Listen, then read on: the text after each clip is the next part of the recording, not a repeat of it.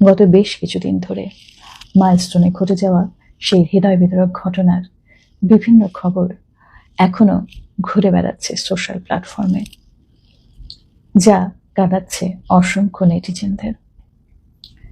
সেদিন 21শে জুলাই সেই প্রশিক্ষণ বিমানটি বিধ্বংস হয় মাইলস্টোন স্কুলের একেবারে প্রাইমারি বিভাগের বিল্ডিংয়ে।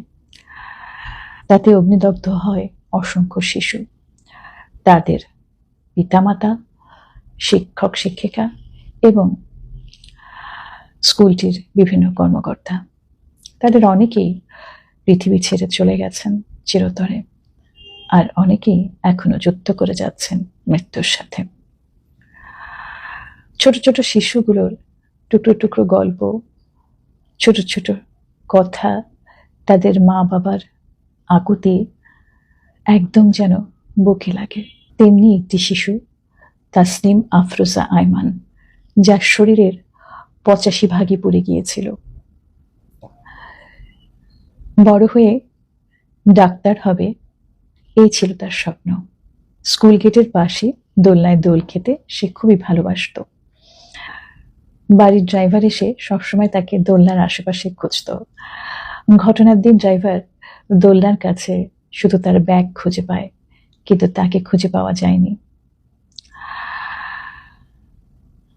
আইমান তার একটি সাক্ষাৎকারে বলেছে, ঘটনার দিন সে প্লেগ্রাউন্ডে খেলাধুলা করছিল। একটা সময় সে নিচে ব্যাগ রেখে দোতলায় তার ক্লাসরুমে যায়। ঠিক সে সময়টাই বিকট শব্দে বিমান বিধ্বংস হয়। সে অনেকটা আতঙ্কিত হয়ে উল্টো দিকের বিল্ডিংয়ে ছুটে যায়। ইতিমধ্যেই তার শরীরের অনেকটুকু অংশই আগুনে ঝলসে গিয়েছে। তবুও সে তার আক্রান্ত স্থানে পানি ঢালে এবং অন্য একজনের মোবাইল থেকে ফোন করে বাড়িতে জানায় যে সে পুড়ে গিয়েছে।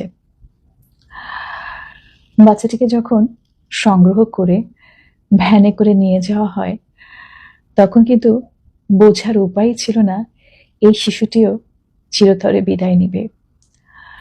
হাসপাতালের বাসে সে নিজে হেঁটে ওঠে।